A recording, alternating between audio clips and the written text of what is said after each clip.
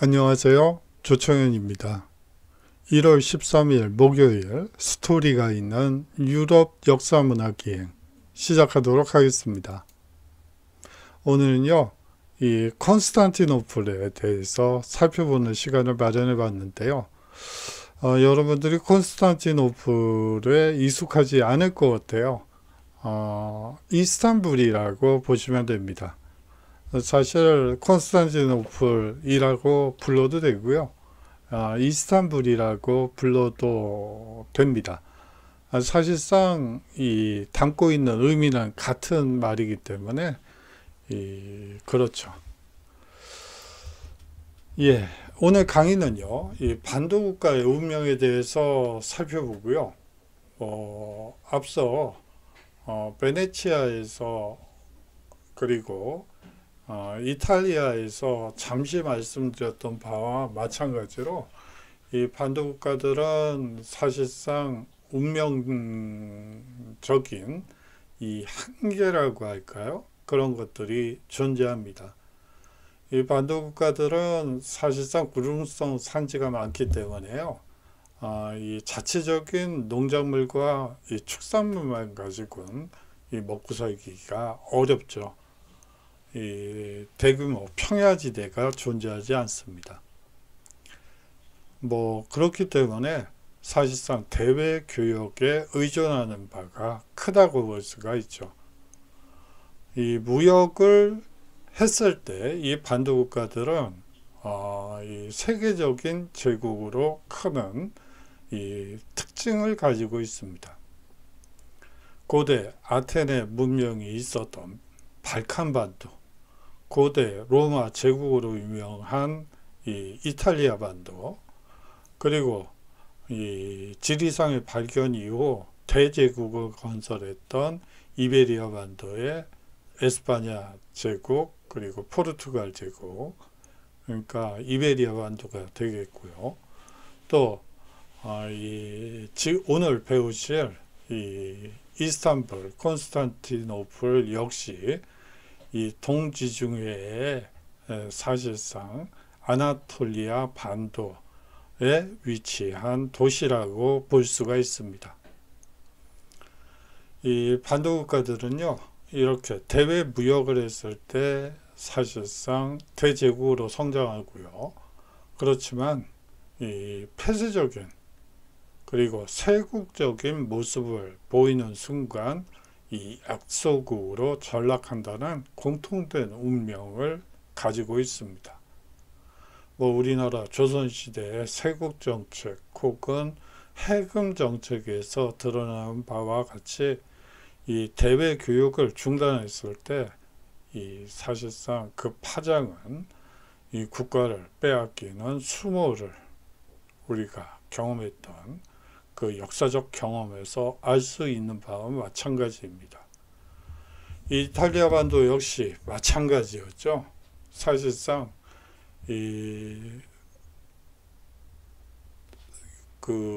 지중해 이스탄불을 에서 들어오는 이 비단길의 동양 물산을 이 베네치아가 중개무역을 통해서 서유럽으로 수출하게 되죠. 그렇게 하면서 막강한 획득했던 베네치아, 제노바 등이 이제 지리상의 발견으로 이 항로가 바뀌게 되면서 그야말로 이 무역의 변방으로 전락하게 되죠. 그렇게 되면서 사실상 그 찬란한 이탈리아 반도는 르네상스 문화를 일으켰던 이 이탈리아는 사실상 오스트리아의 이 식민지로 전락하게 버리게 되죠. 예, 그렇고요. 다음으로 이 서양과 동양이 맞닿은 이스탄불에 대해서 살펴보도록 하겠습니다. 그래요. 이 사실상 비단길의 서쪽 끝에 이스탄불이, 콘스탄티노플이 존재합니다. 그렇기 때문에 이 서양 사람들이 향유나 후추, 그리고 비단이나 도자기를 얻기 위해서는 이스탄불로 와서 이 물자를, 동양 물산을 사갈 수밖에 없죠. 이를 바탕으로 해서 이스탄불은 그리고 콘스탄티노플은 이 동지중의 강자로 자리 잡게 되는 것입니다. 다음으로요, 이 이슬람 문화를 이해하는 시간을 마련해 봤습니다.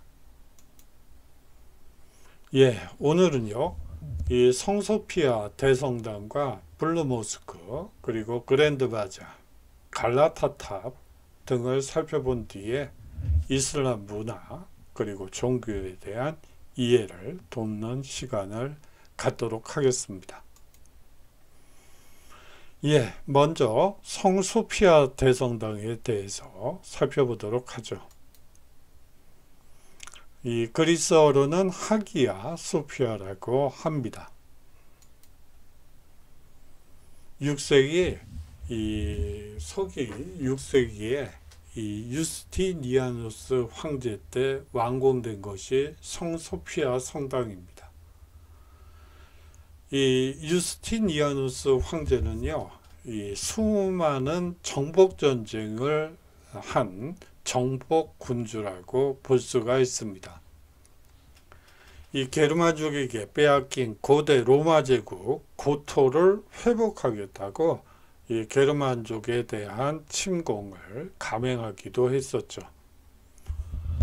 이 동로마 제국의 황제였던 유스티니아누스 황제는요, 스스로가 고대 로마 제국의 후예라고 생각을 했고요. 그러한 의식이 고토 회복 전쟁이라는 이 명분을 낳고 결국 이 게르만족에 대한 대대적인 침공을 하게 됩니다. 사실상 고대 로마 사람들, 이 동로마 사람들 입장에서는 이 게르만족이 차지하고 있던 그 서유럽 땅, 서로마 제국의 땅은 사실상 자기들의 땅을 빼앗은 이 이민족으로부터 해방시켜야 한다는 의식이 강했던 것이죠. 532년에 이 성소피아 성당은 착공을 하고요. 5년 후인 537년에 완공을 하게 됩니다. 그리스어로 하기야 소피아라 하는데요. 예수 그리스도를 지칭하는 성스러운 지혜란 뜻입니다. 유스티니아누스 황제는 착공식에서 완공식에서 다음과 같이 말했다고 합니다. 나를 택하시어 이 거룩한 성전을 완성케 하신 하느님을 찬양할지어다. 솔로몬 왕이여, 내가 드디어 그대를 능가했소 라고 얘기했던 것이죠. 이 성소피아 대성당은 사실상 5만 명을 수용할 수 있는 돔 경기장 구조로 만들어진 대성당이라고 볼 수가 있습니다. 5만 명 수용의 이 돔 경기장이다. 현대 기술로도 사실 만들기가 그렇게 녹록지는 않을 것 같아요. 그런데 어떻게 이렇게 이 큰 돔 형식의 이 대성당을 만들어낼 수 있었을까요? 그뿐만이 아닙니다. 사실 이 아나톨리아 반도는 이 지진이 발생하는 빈도가 상당히 높은 지역이죠.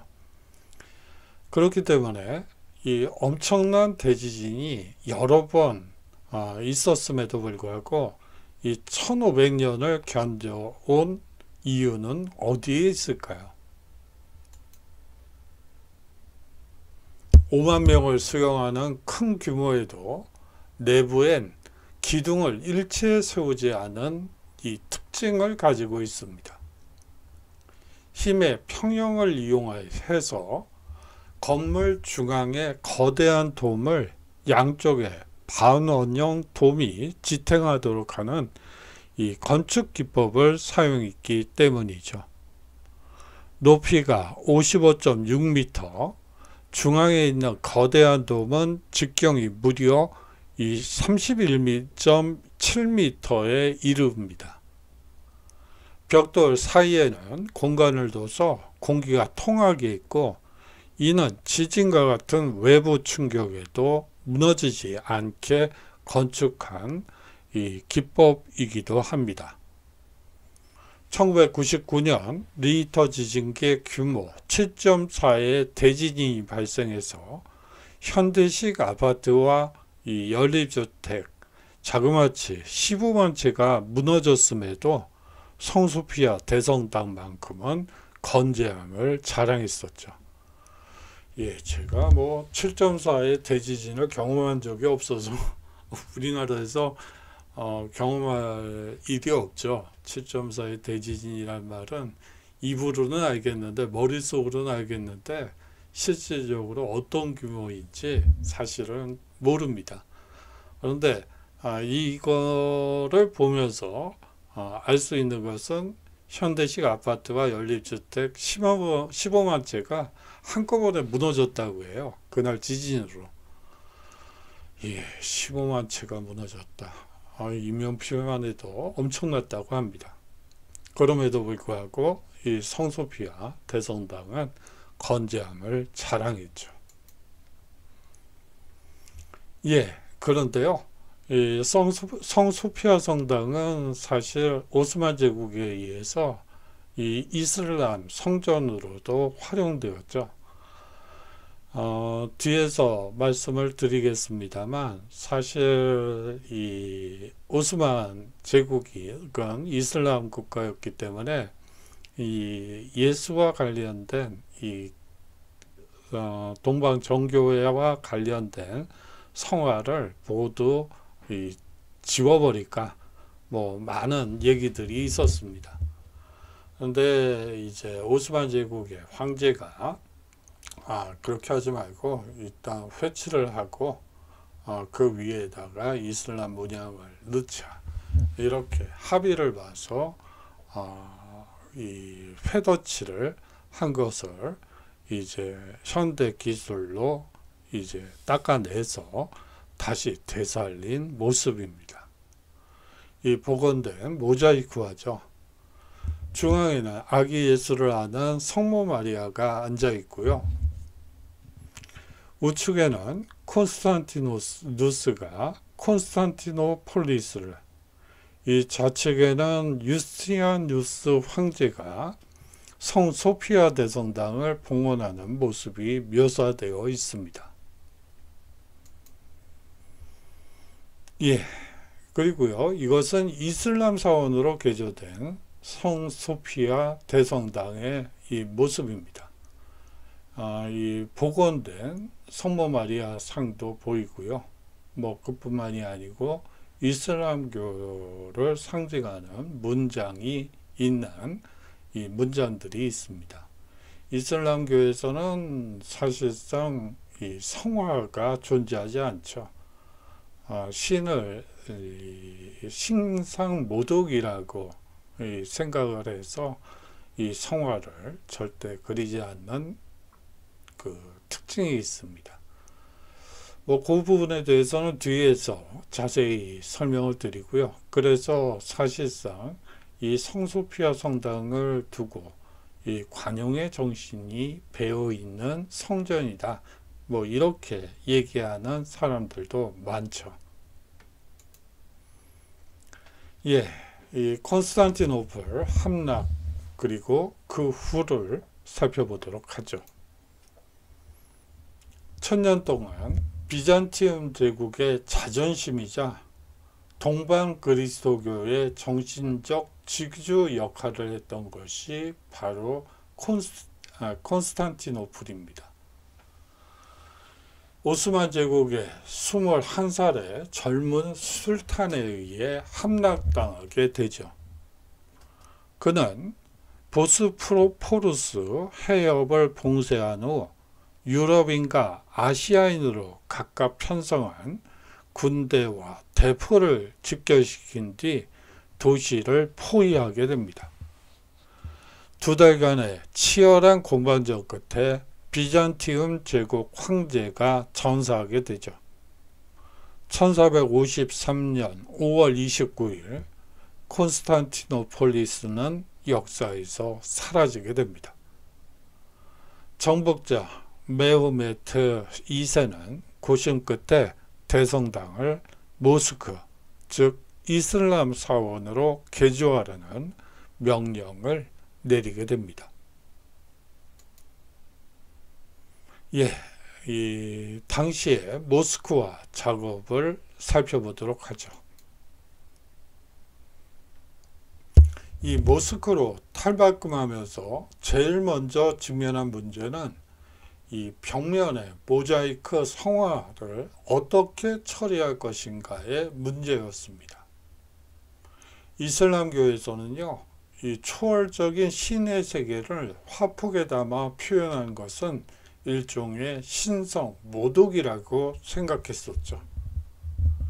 그렇게 돼서 이 모자이크 성화는 석회를 발라 안 보이게 처리했던 것입니다.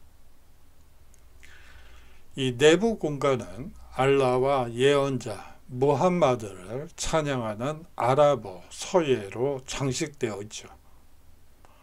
건물 바깥 주변에는요, 미나레트라고 불리는 이슬람식 천탑을 4개나 세워서 모스크 건축물 분위기가 물씬 풍기게 만들었습니다. 사실상 이 성소피아 성당은요, 이 종교적 관용의 상징물이 되었습니다. 현재는요, 이 박물관으로 사용되고 있고요. 이 그리스도교와 이슬람교 예술 장식이 하나로 잘 어우러져 있습니다.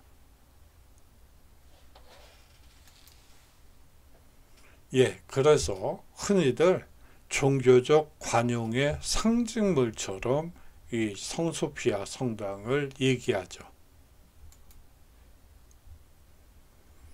1935년 근대 터키 공화국을 건설한 케말 아타튀르크는 성소피아 사원을 박물관으로 지정하게 됩니다. 석회로 덮였던 예수와 성모 마리아 모자이크가 복원되어 전시되고요. 지난 수십 년 동안 그리스도교와 이슬람 간의 이 종교를 추월한 관용과 공존의 상징으로 찬사를 받게 됩니다. 물론 최근 이슬람주의를 표방한 아르도난 터키 대통령의 지지자들 사이에서 이 건축물을 다시 이슬람 모스크로 되돌려야 한다는 목소리가 높아지면서 국제적인 종교 갈등의 한 중심에 있는 것도 사실이죠. 무엇이 인류의 공존과 종교 간 화합을 위한 정책일지 역사가 주는 교훈을 곰곰이 되새겨 봐야 할 시점인 것 같습니다. 다음은 블루모스크에 대해서 살펴보도록 하겠습니다.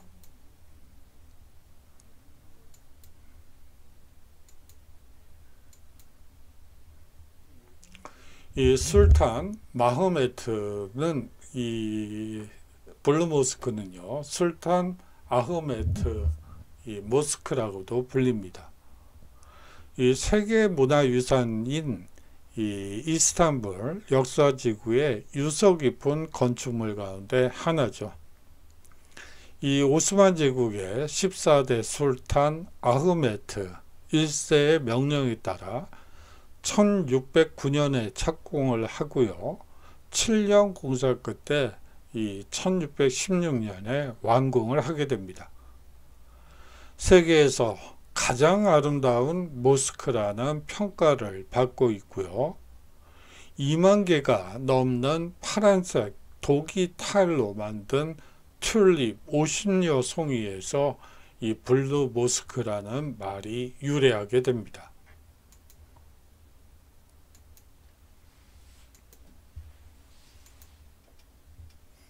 이 모스크를 둘러싼 돌담 안에 들어서면 이 마당이 보이는데요. 이 라마단 금식월에 해가 지고 나면 수많은 인파로 북적거립니다. 신학교로 사용되던 마드라사와 호스피스도 있습니다. 잠깐만요. 이 호스피스라는 표현이 나오는데요. 이 호스피스는 여러분들이 한번 사전을 찾아보시면 여러 가지 뜻들이 있습니다. 뭐 수도원이라는 뜻도 있고 병원이라는 뜻도 있고 이 양로원이라는 뜻도 있고요. 또 요새 보육원이라고 안 하고 보육원이라고 하는 게 맞겠군요. 예, 보육원도 있고요. 뭐 고아원도 있고 여러 가지 뜻들이 있습니다. 사실상 뭐 그것은 여러분들이 영어 사전이나 뭐 외국어 사전을 봤을 때 이 다이어들이 존재하는데요. 이 다이어들이 있는 경우에는 그것이 사실상 역사적으로 다양한 기능을 가지고 있었다고 보시면 될 것 같아요. 예, 뭐 그거를 말씀드리려고 했던 건 아닌데 약간 좀 옆으로 샜네요. 예, 블루모스크의 이 내부 모습입니다.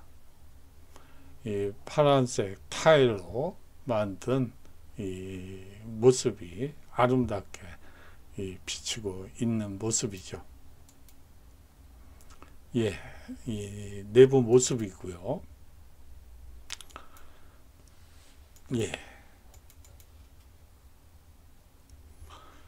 이 이슬람 사원이기 때문에요. 이 모든 방문객은 경건하고 엄숙한 태도로 관람해야 합니다. 지금도요, 이 모스크로 쓰이고 있죠. 그렇기 때문에 매일 진행되는 5번의 기도 시간에는 이 예배자를 제외한 방문객은 입장 불가입니다. 신발을 벗어 이 입구에서 나눠주는 비닐봉지에 넣고 정숙하게 둘러봐야겠죠. 그리고요, 한 가지 주의사항은 여성의 경우에는요, 이 입구에서 주는 스카프를 머리에 써야 하고요. 이 사진 촬영은 금지되어 있다는 점도 여러분들이 기억하셔야 합니다. 예, 다음으로 그랜드 바자에 대해서 살펴보도록 하죠.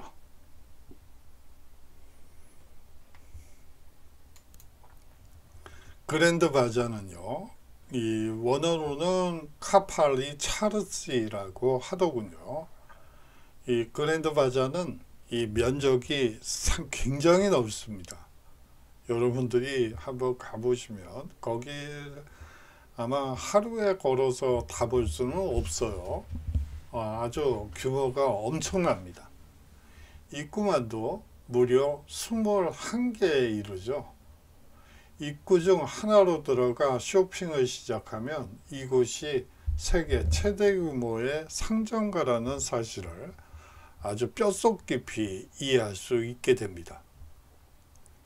끝도 없을 것 같은 지붕 아래에서 다양한 서적과 수공예뿐만 아니라 이 체유 타일, 그리고 도자기, 유기, 그리고 가죽 액세서리, 벨리 댄스 의상, 파이프, 그리고 재떨이 등을 찾을 수 있죠.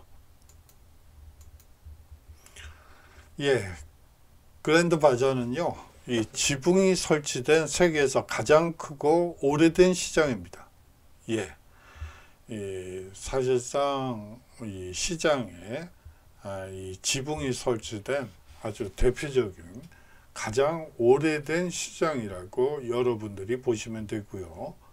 이 미로 같은 거리를 다니며 갖가지 수공예품을 만날 수 있고요. 잘못하면 미로에 빠진다는 말이 있죠. 미궁 속으로 들어간다는 말도 있고요.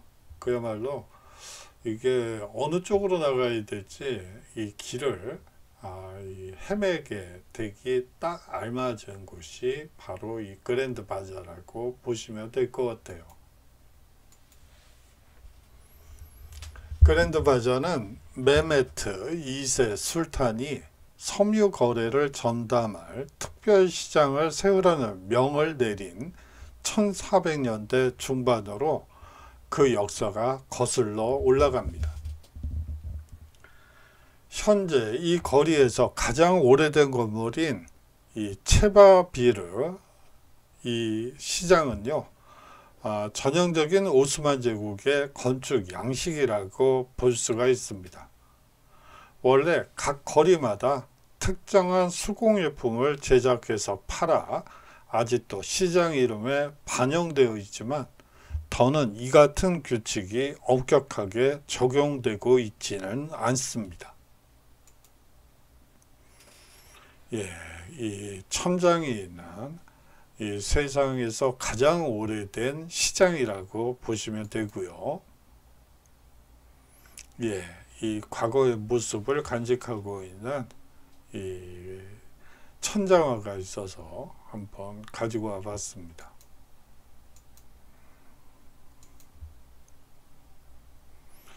이 이국적인 소매점의 청구에서 지붕이 덮인 60개 거리 곳곳에 자리 잡은 상점, 이 3,000여 곳을 둘러보는 것만으로도 즐겁죠.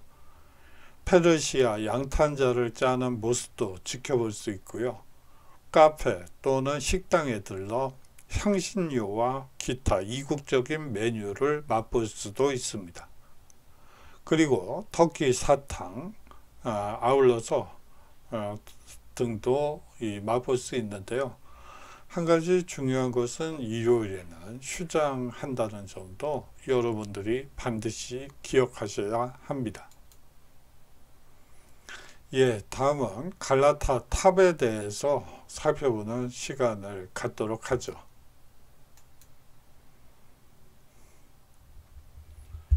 이스탄불의 이 중세 전망대에 오르면 이스탄불의 역사지구와 도시의 전경이 펼쳐집니다. 이 갈라타 탑은 약 67m에 달하는 9층 높이의 돌로 만든 구조물로 이스탄불에서 가장 높은 구조물이기도 합니다. 이 지역은 사실 지진이 많은 곳이기 때문에 이 높은 건축물들이 그다지 많지 않다고 볼 수가 있어요. 그런데 이 갈라타 탑은 이 지진이 많은 지역임에도 불구하고 67m의 이 구조물로 상당히 높기 때문에 이스탄불 전경을 도시 전경을 조망할 수 있는 이 전망대라고 보시면 될 것 같습니다. 이 갈라타 탑은요, 1348년 건립 당시엔 그리스도의 탑으로 불리기도 했죠. 이 오스만 제국에서 화재를 관측하는 전망탑으로 이용하게 됩니다. 18, 19세기에 두 차례 대규모 화재로 사실상 이 갈라타 탑은 손상됐고요. 이 1960년대에 대대적인 보수 공사를 거친 후 일반 대중에 공개되게 됩니다. 방문객이 도시와 보스포러스의 경관을 감상하기에 더할 나위 없이 좋은 곳이기 때문에 사실상 관광 명소라고 여러분들이 생각하시면 됩니다. 이 갈라타 탑이 한 머리 위로 솟아있는 모습을 볼 수가 있죠.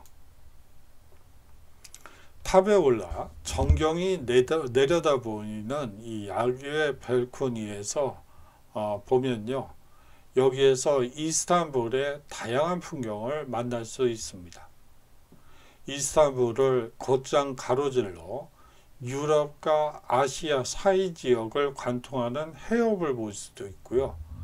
이 천연왕인 이 골든 호는 사실상 갈라타 탑에서 석양을 바라볼 때 가장 아름답습니다.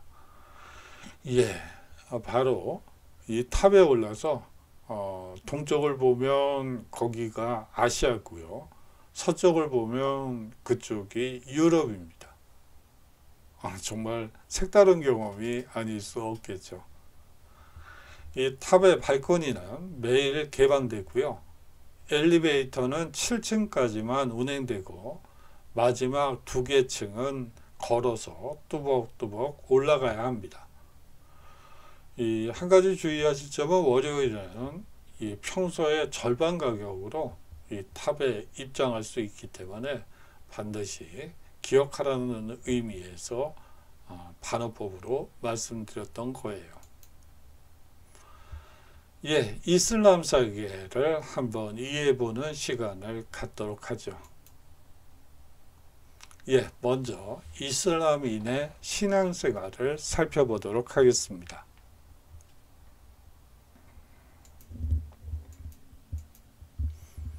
먼저 교리부터 살펴보도록 하죠. 이 교리는 유일신인 알라를 숭배하는 종교입니다. 이 경전을 쿠란이라고 하죠. 뭐 꾸란이라고도 이 이슬람어를 전공한 친구들은 꾸란이라고 하니까 꾸란이 맞겠죠. 예, 꾸란이라고 하고요. 이 내용을 보면 우상 숭배를 금지하고요. 모든 인간은 신 앞에 평등하다고 되어 있습니다. 신자들의 의무는요, 6개를 믿고 5가지를 행하라고 명시되어 있습니다. 그것을 간단하게 말하면 육신과 오행이라고 볼 수가 있겠죠. 이 이슬람은 사실상 신에 대한 복종을 의미하고요. 우리가 보통 이슬람이라는 말과 무슬림이라는 말을 같이 혼용하고 있는데요. 약간 좀 차이가 있다고 해요. 이 무슬림은 이슬람 교도를 지칭합니다. 이 무슬림이란 말은 이 신에게 몸을 바친다는 뜻이라고 하네요. 예, 먼저 육신과 오행을 살펴보도록 하겠습니다. 육신은요, 이슬람 교도들은 유일신 알라, 그리고 천사, 그리고 경전인 꾸란, 그리고 예언자 무함마드, 최후의 심판, 정명, 이 6가지를 믿어야 한다고 합니다. 이 믿음을 이 바깥으로 스스로 드러내는 것이 오행이라고 하죠. 오행은 다음에 5가지입니다. 먼저 신앙을 고백해야 한다고 합니다. 알라 이외에 다른 신은 없고 이 무함마드는 알라의 사도다라는 신앙 고백을 해야 한다고 하고요. 이 예배는 이슬람 교도들은 매일 새벽, 정오, 오후, 저녁, 밤중 이렇게 5차례에 걸쳐 예배를 드립니다. 여러분들이 이제 영화나 그런 거를 보셨을 때 이슬람 교도들이 갑자기 이 카페트를 펼쳐놓고 거기서 이 메카를 향해서 5번 절을 하는 모습을 아마 보셨을 것 같아요. 그것이 바로 여기에서 말하는 오행 중에 예배를 실천하는 모습이라고 여러분들이 생각하시면 될 것 같습니다. 다음으로 이 성지순례가 있죠. 이 성지순례는요, 이 모든 이슬람 교도들은 평생에 반드시 한 번은 이 메카를 순례해야 한다는 것이죠. 다음으로 단식이 있고요. 이 단식은 이슬람 달력으로 9번째 달, 즉 라마단 한 달 동안 신자들은 단식을 한다고 합니다. 마지막으로 이 시사라는 것이 있습니다. 사회나 국가를 위해서 재정적인 지원과 헌납, 구휼을 목적으로 이 가난한 사람들에게 베푸는 것이죠. 이 부자들이 가난한 사람에게 베푸는 것을 구휼이라고 합니다. 이 구휼을 목적으로 신자들이 기부하는 것이죠.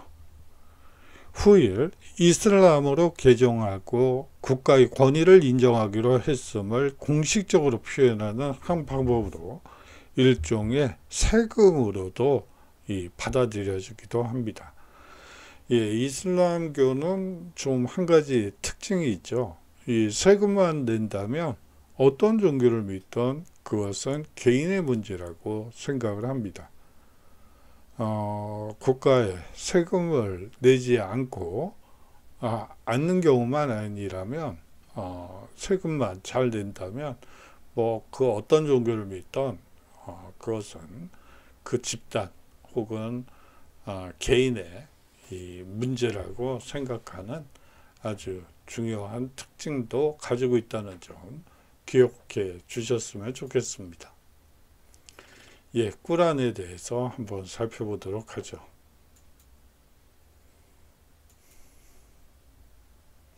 이 알라신의 계시를 수록한 이슬람교의 경전이라고 볼 수 있고요. 모두 이 114장으로 구성되어 있습니다. 종교적 내용 외에 신자의 모든 생활을 규정하는 율법적 내용도 포함되어 있죠. 사실상 이슬람교도의 법률과 생활 지침서라고 보셔도 무방할 것 같습니다. 이슬람교에서는요, 이 쿠란의 번역이 금지되어 모든 이슬람교도가 아랍어로 된 이 꾸란을 읽기 때문에 이 아랍어를 중심으로 이슬람 문화권이 형성되게 됩니다. 예, 이 꾸란을 다른 나라 말로 번역하지 못하게 되어 있습니다. 그렇게 됐기 때문에 이슬람교를 믿는 이 서아시아라든지 혹은 동아시아에서도 이슬람교를 믿는 신장 위구르라든지 그런 지역 같은 경우엔 이 아랍어를 읽을 수 있었다고 볼 수가 있겠죠. 그렇게 되면서 하나의 이슬람 문화권이라는 문화권이 형성되게 됩니다. 이 이슬람의 통합은요, 이 알라를 유일신으로 하는 새로운 종교 때문에 가능해진 것이었죠. 사회적으로 기존의 신분제도를 부정하고 무슬림 간의 평등을 주장했습니다. 여러 부족으로 나뉘어 있던 아랍인을 하나로 통합시킬 수 있는 매개체로서 이 이슬람교가 등장했다고 볼 수가 있겠죠. 예, 박해와 헤지라에 대해서 살펴보도록 하죠. 예, 무함마드 시대부터 살펴보도록 하겠는데요. 이 시기는 메카의 보수적 기조층이 이 무함마드를 박해하게 되죠. 이 622년에 헤지라가 있게 됩니다. 이 무함마드가 메카에서 메디나로 피신한 것을 사실상 헤지라라고 얘기를 하고요. 이슬람역의 원년은 바로 622년, 바로 이 헤지라에서 비롯된 것입니다. 그렇게 되면서 이제 이슬람교가 확산하게 되는데요. 메디나에서 포교에 성공한 무함마드는 이 메카를 군사적으로 탈환하고요. 630년의 일이고요. 이 아라비아 반도 전체를 이 무함마드가 통일하게 됩니다. 이 632년의 일이었고요. 예, 그 다음으로 나타나는 것이 정통 칼리프 시대입니다. 이 정통 칼리프 시대는요, 사실상 이 무함마드의 후계자인 칼리프를 선거를 통해 선출했죠. 이 정통 칼리프 시대에는 사산 왕조 페르시아와 이집트를 정복하기도 하고 사실상 대제국을 건설하는 교두보를 확보하게 됩니다. 아울러서 교세 확장도 이루어진 시기라고 볼 수가 있겠죠. 예, 그 다음으로 이 우마이야 왕조가 등장하게 되죠. 이 4대 칼리프인 알리가 사실상 독살당하게 됩니다. 이 혼란한 시기에 시리아 총독인 무아위야가 칼리프가 되어 다마스쿠스로 천도하게 되죠. 무아위야는 칼리프 자리를 우마이야 가문이 세습하도록 해서 이 우마이야 왕조가 나오게 됩니다. 이 4대 칼리프 알리 살해 사건을 계기로 해서 사실상 수니파와 시아파가 분열되게 되죠. 사실상 이 수니파는요, 우마이야 왕조를 지지하는 그룹이라고 보시면 되고요. 시아파는 이 사실상 이 우마이야 왕조를 반대하고 이 정통 칼리프의 시대로 돌아가야 한다고 생각하는 사람들이라고 보시면 됩니다. 이 우마이야 왕조 시기에는 이 동쪽 으로는 인더스강, 서쪽으로는 북아프리카와 아라비아 반도에 이르는 대제국을 건설하고요. 이 사실상 서쪽으로는 이 뚜르 뿌아띠의 전투에서 프랑크 왕국에 패배해서 북으로는 피레네 산맥 이남의 이베리아 반도를 차지하게 됩니다. 이 우마이야 왕조는 사실상 이 여세를 몰아서 이 북아프리카를 정복한 이후에 이제 이 여세를 몰아서 이베리아 반도를 점령하고요. 지금의 스페인, 포르투갈에 있는 이베리아 반도를 점령한 뒤에 이 피레네 산맥을 넘어서 이 프랑스의 중부에 해당하는 사실상 파리와의 거리는 한 200km밖에 안 되는 뚜르 뿌아띠 지역까지, 뚜르 지역과 뿌아띠 지역까지 이 침공에 들어오게 되죠. 이제 그것을 물리치게 되면서 프랑크 왕국은 사실상 서유럽을 대표하는 국가로 자리매김하게 됩니다. 이 이베리아 반도는요, 이 시기부터 거의 500년 이상의 이 이슬람의 식민 지배를 받게 되고요. 그 이후 이 이베리아 반도에서 사실상 들어온 이슬람을 몰아내면서 곧이어 신앙도 개척에 나서게 되면서 대제국을 건설하게 되죠. 그렇습니다. 아랍인을 중용하고요. 아랍어를 공용어로 삼았고, 이 아랍인 우월주의를 기반으로 이 통치한 것이 우마이야 왕조라고 보시면 됩니다. 이 우마이야 왕조는 사실상 아랍인 중심의, 그리고 아랍인 우월주의, 그리고 아랍어를 공용어로 사용하는 아랍인 우월주의 정책으로 일관된 국가라고 볼 수가 있겠죠. 그렇게 되면서 비아랍 이슬람 교도들이 반발하게 되고요. 그 여파로 이 우마이야 왕조는 쇠퇴하게 됩니다. 오늘은요, 과제를 3가지를 드릴게요. 여러분들이 뭐 간단하게 A4 한 장 반 정도로 작성해서 제출해 주시면 될 것 같습니다. 먼저 첫 번째로 이 반도 국가가 발전하기 위해 어떤 대외 전략을 펼쳐야 할까 한번 여러분들이 간단하게 정리해 주시면 좋을 것 같고요. 다음으로 이 성소피아 대성당의 의미를 한번 찾아보셨으면 좋을 것 같습니다.